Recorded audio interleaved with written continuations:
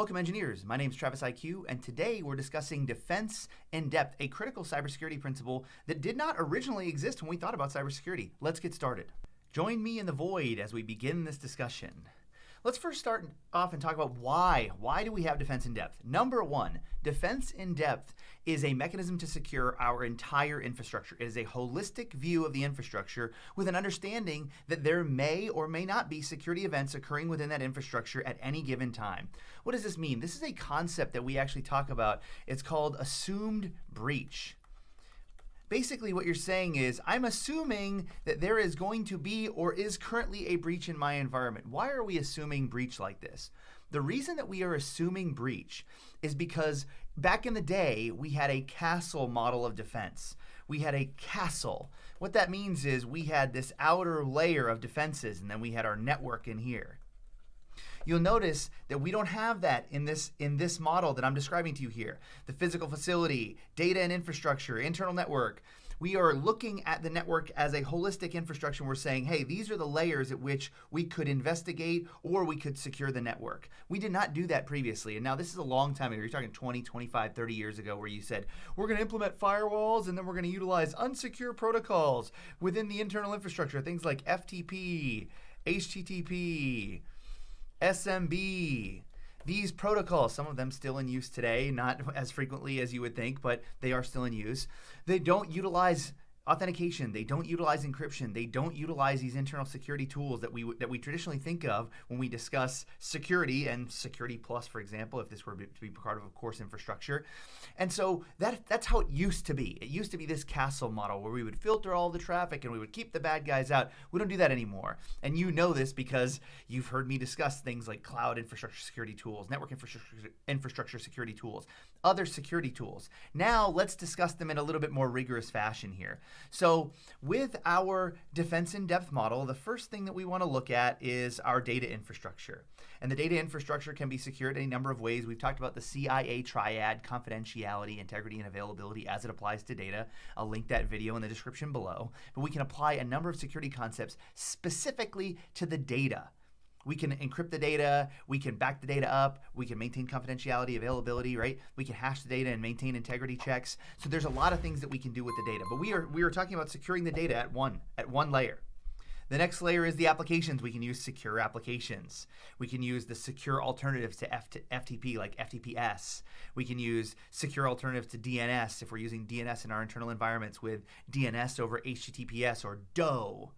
We can secure HTTP with HTTPS. We can secure SMB with SMB version 2 and additional SMB overlays of security tools. So we can secure the application. So you notice we're going up the stack in our infrastructure. And it's not just the network stack. We'll talk about the network stack here as I'm going up the stack, but we can also talk about physical facility and some other things, and you'll notice that users and organization that come out even above the network stack. And then this data and applications, these really exist on the hosts. And so you notice there was a little dark spot here where I wanted to summarize this and say data, applications, passwords. We can apply these all as host security tools. We can also apply overlays on top of what the hosts are utilizing to secure their own infrastructure. We can utilize things like endpoint detection and response. Those might be a component of things like intrusion prevention systems or intrusion detection systems. And then you're like, Travis, do detection systems really constitute security concepts? I mean, they're not actively preventing anything. Yes. Active detection is a major component of security. It's not just the prevention components. It's not just applying confidentiality controls. It's not just applying secure passwords. The detection component is extremely important, obviously. Okay, so we get it from the host. Now we're connecting the hosts to the network. And so we can secure the internal network. We can do internal monitoring of network traffic. We can do filtering of network traffic. We can apply things like VLAN segmentation. You can apply GUI-based segmentation in cloud infrastructures. The internal network can be secured, right, via segmentation. And so now we say, okay, the internal network, now we get to something that we're familiar with a little bit when we're talking about the castle model, or even when you're talking about your home security, which is the perimeter network. And so now you're thinking about securing the perimeter network from, I don't know, things like distributed denial of service attacks, DDoS. Those might happen in internal environments, but typically they're leveraged against external IP addresses. You're monitoring your external IP address ranges. You're conducting things like penetration tests. Now, a penetration test can apply to all of these, but I'm just thinking about what an external view, where the penetration tester might start here. Okay, so this leaves us with the two final components here, which is our physical facility. And you should know that access to your physical infrastructure is basically death to cybersecurity. If someone has access to your physical servers, your physical routers and switches, your physical data, that is a huge problem.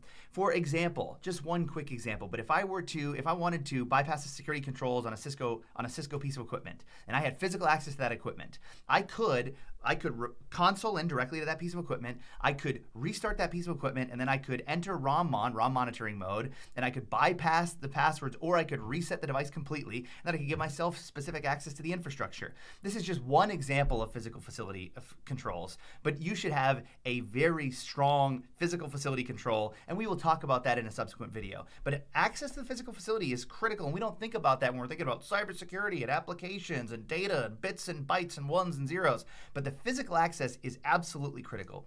And then finally, another thing that we don't think about is our organizational footprint, users and organizational footprint. And we talk about this when we talk about open source intelligence. Open source intelligence is literally gathering information about your users and your organization from their digital footprint on the internet somewhere. Typically, all of this is open source. It is openly available. Social media, job posts, the actual websites, cached websites. Your organizational footprint is critical. Your penetration tester oftentimes will actually analyze this as well to gain information, and then they will report this information to you and maybe how they use that information to compromise your internal infrastructure. This is a holistic view of defense in depth. I hope that you found it really interesting. We are going to go into detail about some of these specific components in subsequent videos. As is always the case, engineer, break stuff, have fun, let's go.